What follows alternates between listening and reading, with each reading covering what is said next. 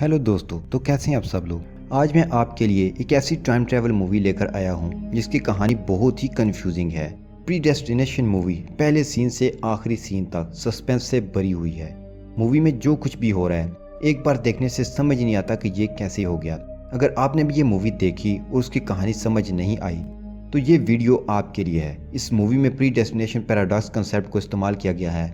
मैं इस पैराडॉक्स को भी एक्सप्लेन करूंगा, लेकिन पहले हम मूवी की कहानी को शुरू करते हैं। मूवी के शुरू में हम 1975 का वक्त देखते हैं। एक हैट पहना हुआ आदमी 1975 में न्यूयॉर्क सिटी की एक पब्लिक बिल्डिंग में आता है। वहां एक बम लगा था जिसे उसे डीएक्टिवेट करना था।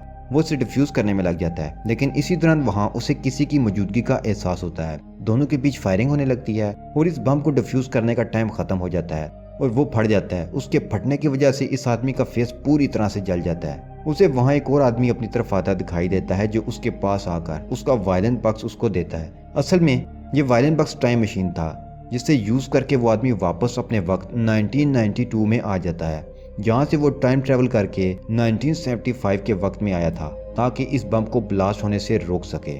कहानी को आगे बढ़ाने से पहले ये जानना जरूरी है कि इस मूवी में जो 4 मेन कैरेक्टर्स हम देखेंगे वो हैं जेन, जॉन, बारकैप और फिजल बम्बर। ये चारों इंसान असल में एक ही हैं। ये 4 मुख्तलिफ वक्तों से आए हैं। मुख्तलिफ वक्त में ये मुख्तलिफ नजर आते थे। ये क्यों हुआ और कैसे, ये आपको आगे की कहानी में पता चलेगा।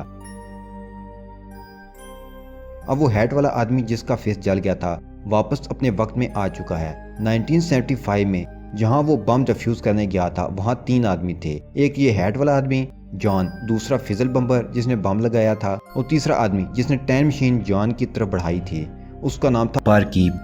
ये तीनों आदमी एक ही हैं जो कि मुख्तलिफ वक्त से टाइम ट्रेवल करके इस वक्त में तीनों इकट्ठे ही आ गए। ये आदमी मुख्तलिफ वक्त से टाइम ट्रेवल करके एक ही वक्त इस जगह में क्यों आया, अभी ये कंफ्यूजिंग है, लेकिन आगे की कहानी में आपको सब समझ आ जाएगा कि उसने ऐसा क्यों किया। कहानी में और आगे बढ़ने से पहले प्रीडेस्टिनेशन पैराडॉक्स को एक्सप्लेन कर दूं। प्रीडेस्टिनेशन पैराडॉक्स टाइम ट्रैवल का एक ऐसा अनोखा पैराडॉक्स है जिसमें टाइम ट्रैवल करने वाला इंसान एक ऐसे क्लोज लूप में फंस जाता है जिसका ना तो कोई स्टार्टिंग पॉइंट होता है ना ही एंडिंग। इसमें जो भी इवेंट होता है वो आगे होने वाले इवेंट का काज होता है, यानी कि इस इंसान को ये पता ही नहीं चलता कि उसका स्टार्ट कहाँ से हुआ था, बाद में होने वाला काम पहले हुआ था या माजी में होने वाला काम ही पहला स्टार्ट पॉइंट था। और टाइम ट्रैवल करने वाला इंसान चाहे कुछ भी कर ले, वो किसी भी होने वाले वाकया को बदल नहीं सकता, यानी हिस्ट्री को चेंज नहीं किया जा सकता। जो काम एक दफ़ा हो गया आप टाइम ट्रैवल करके पास में जाकर उसे बदल नहीं सकते। आप अगर कोशिश करेंगे भी तो आखिर में आपको पता चलेगा कि आप इस काम के होने का काज तो बन गए हैं लेकिन उसे रोक नहीं पाए। यानी आप माजी में जाकर अपनी पैदाइश को रोक नहीं सकते, किसी जंग को रोक नहीं सकते। तो चलें अब कहानी की तरफ वापस आते हैं। तो जॉन 1975 से वापस अपने वक्त 1992 में आ जाता है। उसका चेहरा मुकम्मल तौर पर जल चुका था तो उसे प्लास्टिक सर्जरी करके बिल्कुल नया चेहरा दिया जाता है। अब उसकी शक्ल मुकम्मल तौर पर बदल चुकी है। जॉन जिस ऑर्गेनाइजेशन के लिए काम करता था वो टेम्पोरल ब्यूरो टाइम मशीन के थ्रू पास में जाकर पास में हुए भयानक वाकयात को रोकने का काम करती थी। जॉन का मिशन 1975 में हुए इस बम धमाका को रोकना और फिजल बम्बर को मारना था, लेकिन बहुत कोशिश के बावजूद भी वो उसे रोक नहीं पाता। अब न्यू चेहरे के साथ उसका न्यू नेम बारकैप था। बारकैप का मतलब होता है बार का मालिक या बार में ड्रिंक सर्व करने वाला।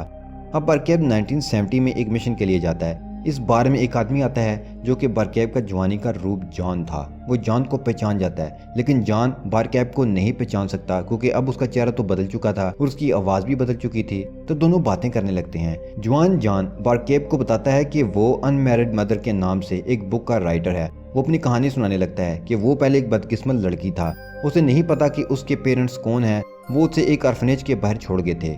ये 1945 का वक्त था। वहाँ उसका नाम जेन रखा गया। ऑर्फनेज में बच्चों को कोई ना कोई अडॉप्ट कर ही लेता है, लेकिन जेन को किसी ने भी अडॉप्ट नहीं किया था। जेन फील करती है कि वो आम लड़कियों से कहीं ज्यादा पावरफुल है। जेन जब हर तरफ से मायूस हो जाती है तो वो स्पेस क्राफ्ट प्रोग्राम को ज्वाइन कर लेती है। वहाँ वो बहुत अच्छे से काम कर रही होती है, लेकिन उसे वहाँ से भी निकाल दिया जाता है। वो उसे बताते हैं कि दूसरी लड़की के साथ फाइट की वजह से तुम्हें डिस्क्वालीफाई किया जा रहा है, लेकिन ऐसा नहीं था, वो झूठ बोल रहे थे।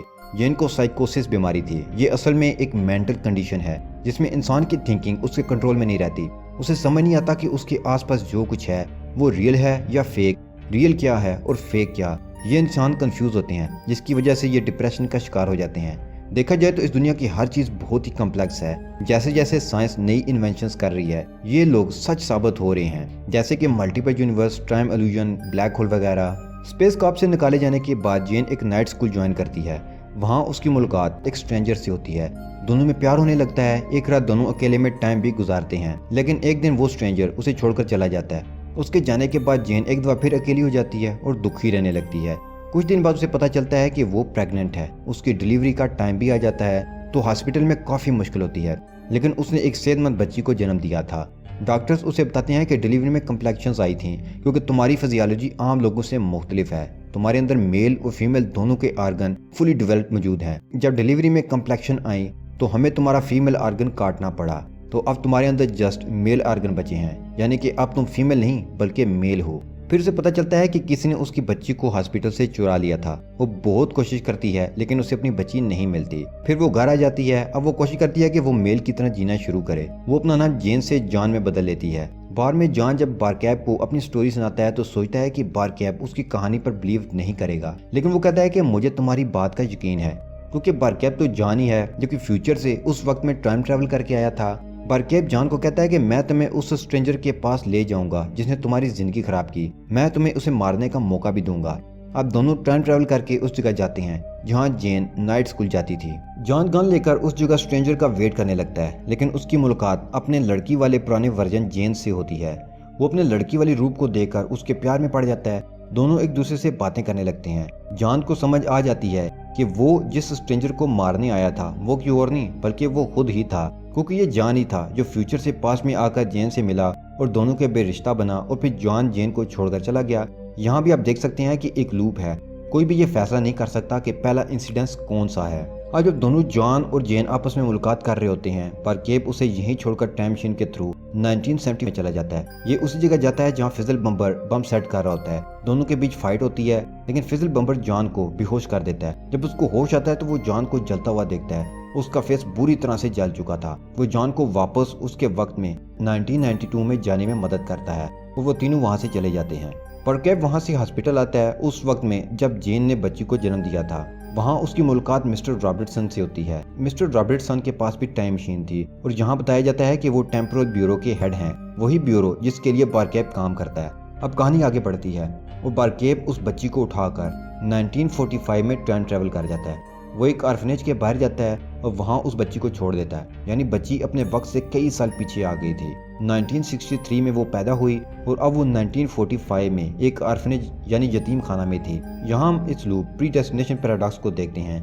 जॉन और जेन एक इंसान है। वो बच्ची जो उनके रिलेशन की वजह से पैदा हुई वो भी ये दोनों ही हैं, और जॉन ने टाइम ट्रेवल किया और पास में आकर अपनी ही फीमेल रूप से रिलेशन बनाकर खुद को ही जन्म दिया और फिर खुद से खुद को छीनकर पास में ले जाकर ऑर्फनेज में छोड़ दिया ताकि वो वहाँ बड़ा हो सके। अब हम यहाँ नहीं बता सकते कि इस लूप में पहला वाकया कौन सा है, बच्ची का जेन का पैदा होना या फ्यूचर से पास में आकर जॉन का जेन से रिलेशन बनाना ताकि वो खुद पैदा हो सके। बच्ची को ऑर्फनेज छोड़कर वो वापस 1963 में आता है जहाँ जॉन और जेन एक दूसरे के प्यार में थे। जॉन जेन को बताता है कि वेट मैं आ रहा हूँ। फिर वो बारकैब के पास आ जाता है जो उसे वापस अपने टाइम 1985 में ले जाता है। वो उसे वहीं छोड़ता है और साथ में एक ऑडियो रिकॉर्डिंग भी छोड़ता है ताकि वो हकीकत जान सके और आगे क्या करना है वो भी जान सके। और यहाँ से वो टाइम ट्रेवल करके 1975 में जाता है। वो चाहता है कि वो रिटायर हो जाए। 1975 ही वो साल है जब वो भयानक धमाके वाला वाकया होना था जिससे 10,000 से ज्यादा लोग मारे गए। बारकैब इस वाकये के कुछ दिन पहले ही के वक्त में गया था। इधर 1985 तक जॉन भी इस सदमे से रिकवर कर गया था। बारकैब की ऑडियो में दी गई इन्फॉर्मेशन की वजह से उसे सारी सच्चाई का इल्म हो जाता है, तो वो टेम्पोरल एजेंट बन जाता है। 1992 तक वो एक माहिर टेम्पोरल एजेंट बन चुका था। यहाँ से हैट और सूट पहनकर टाइम ट्रेवल करके वो 1975 में जाता है फिजल बम्बर की तरफ से लगाए गए उस बम को डिफ्यूज करने। यहाँ फिजल बम्बर की मूवमेंट की वजह से जॉन को किसी के होने का एहसास होता है, तो दोनों के बीच गन फाइट होती है। ये मूवी का वही स्टार्टिंग पॉइंट है जो हम कहानी के अब इस हिस्से में देख रहे हैं। बम को डिफ्यूज करने का टाइम खत्म हो जाता है। बम फटता है और जॉन का चेहरा बुरी तरह से जल जाता है और बारकैब उसकी हेल्प करता है ताकि वो वापस अपने वक्त में जा सके। अब हम कुछ दिन पहले का सीन देखते हैं जहां बारकैब 1975 में रिटायरमेंट की जिंदगी गुजारने पहुंच चुका है। वो अपने टाइम मशीन को मुकम्मल तौर पर डीएक्टिवेट करने की कोशिश करता है, लेकिन हर बार एरर आता है और वो डीएक्टिवेट नहीं कर पाता। वो फाइल को चेक करने लगता है। उसे पता चलता है कि रॉबर्टसन ने उसके लिए वहाँ एक क्लू छोड़ा है जिससे वो फिजल बम्बर को पकड़ सकता था। इस क्लू की मदद से उसको फिजल बम्बर की लोकेशन का पता चल जाता है। वो उस जगह उसे पकड़ने चला जाता है। जब वो वहाँ पहुँचता है तो ये देखकर हैरान रह जाता है क्योंकि ये फिजल बम्बर खुद उसका ही एक फ्यूचर रूप था। बारकेब रुक जाता है। उसका फ्यूचर वर्जन जिससे फिजल बम्बर नाम दिया गया वो उसे बात करने लगता है। उसकी बातें सुनकर उसे लगता है कि वो साइको बन चुका है। बार बार टाइम ट्रैवल और अजीब सी एबनॉर्मल जिंदगी की वजह से ऐसा हुआ। बारकेब उसकी बातें सुनता है। वो कंफ्यूज था, शॉक्ड भी कि मैं ऐसा कैसे बन गया। वो इसी दौरान फिजल बम्बर को गोली मार देता है जो कि उसका मिशन था। वापस आकर बारकेब रिटायरमेंट की जिंदगी गुजारने लगता है। उसने अपनी टाइम मशीन के बारे में रॉबर्टसन को भी नहीं बताया था और ये मूवी यहीं खत्म हो जाती है। दोस्तों मूवी को देखकर और इस एक्सप्लेनेशन को सुनकर आपको मूवी की बहुत सारी बातों की समझ आ गई होगी, लेकिन अभी भी बहुत सारे सवाल हैं जो बार बार जहन में आ रहे हैं। पहला सवाल कि बारकेब ने फिजल बम्बर को मार दिया और रिटायरमेंट की जिंदगी गुजारने लगा, तो क्या वो फ्यूचर में जाकर फिजल बम्बर बन जाएगा और क्यों? फिजल बम्बर को मारने के बाद जॉन टाइम मशीन जो अभी काम कर रही थी उसके बारे में अपनी ऑर्गेनाइजेशन को नहीं बताता, यानी कि वो टाइम ट्रैवल कर सकता है और वो टाइम में ट्रैवल करता रहेगा। टाइम ट्रैवल करने से टाइम ट्रैवलर के दिमाग पर भी असर पड़ता है और अजीब वाकयात और इनप्रेडिक्टेबल इंसिडेंट्स देखकर टाइम ट्रैवलर साइको होने लगता है। टाइम ट्रैवल करने की वजह से बारकेब का दिमाग भी खराब हो जाएगा और वो फिजल बम्बर बन जाएगा। वैसे भी ये मूवी प्री डेस्टिनेशन पैराडॉक्स पर बनाई गई है, यानी कि टाइम ट्रैवलर कुछ भी कर ले वो पहले से हुए वाकया को रोक नहीं सकता। वो उसे रोकने जाएगा तो वो इस वाकया के होने में हेल्प ही करेगा, उसका हिस्सा बन जाएगा लेकिन रोक नहीं पाएगा। जैसे कि जॉन बम ब्लास्ट को रोक नहीं सका और उस कहानी का एक हिस्सा ही बन गया, और शायद फिजल बम्बर भी इन सारे वाकयात को रोकना चाहता हो ताकि वो इस सूरत-ए-हाल तक ना पहुंचे, लेकिन वो अभी तक इसे बदल नहीं सका। दूसरा सवाल, क्या न्यूयॉर्क में हुए बम ब्लास्ट को रोका जा सका? जैसे कि हम जानते हैं कि प्री डेस्टिनेशन पैराडॉक्स में हम किसी भी इंसिडेंट्स को रोक नहीं सकते, रोकने जाएंगे तो उसका हिस्सा बन जाएंगे। तो ये कैसे हो सकता है कि फिजल बम्बर को मारने के बाद वो बम ब्लास्ट रुक गया हो? ब्लास्ट तो होना ही था। अगर फिजल बम्बर मर गया तो फिजल बम्बर का जवान रूप या किसी और वक्त का रूप आकर वो ब्लास्ट करेगा। तीसरा सवाल, क्या जॉन के यही 4 रूप थे या कोई और भी? दोस्तों इस कहानी में हमें 4 रूप ही दिखाए गए हैं जो 4 मुख्तलिफ वक्तों से आए थे, लेकिन क्योंकि जॉन के पास टाइम मशीन थी तो मुख्तलिफ वक्तों में जॉन के मुख्तलिफ रूप लाजमी होंगे। जैसे कि बारकेब के बाद हमने फिजल बम्बर को देखा। बारकेब के रिटायरमेंट के बाद की जिंदगी बहुत ही मुख्तलिफ और खुफिया थी, जिसमें वो अपनी मर्जी से टाइम ट्रैवल करता रहा। मुझे नहीं लगता कि वो जस्ट बम ब्लास्ट को रोकने के लिए टाइम ट्रैवल करता रहा, वो अपनी जिंदगी को बदलने के लिए भी टाइम ट्रैवल करता रहा होगा। जो कुछ उसके साथ हुआ वो ना हो, लेकिन अनफॉर्चुनेटली जो होना था वो होता रहा और वो उसका हिस्सा बनता रहा और अपने ही डिफरेंट रूप बनाता रहा। मुझे नहीं लगता कि इस मूवी का नेक्स्ट पार्ट नियर फ्यूचर में बनेगा, क्योंकि अगर बना तो वो बिजनेस तो लाजमी करेगा लेकिन उसकी कहानी का सस्पेंस, उसका मैजिक खत्म कर देगा। प्री डेस्टिनेशन के फैन भी शायद यही चाहते हैं कि हम जान सकें कि इस कहानी का स्टार्टिंग पॉइंट क्या है और ये सब कैसे हुआ, लेकिन वो ये नहीं चाहते कि इस मूवी का नेक्स्ट पार्ट आए। फैंस इसी सस्पेंस में इस मूवी को बार बार ही देखना पसंद करेंगे। तो दोस्तों आज की वीडियो में इतना ही। होप्स हो कि आपको ये वीडियो पसंद आई होगी। अगर वीडियो अच्छी लगी तो इसे लाइक करते हुए चैनल को सब्सक्राइब कर लें। अपना और अपने प्यारों का ख्याल रखें। Good bye.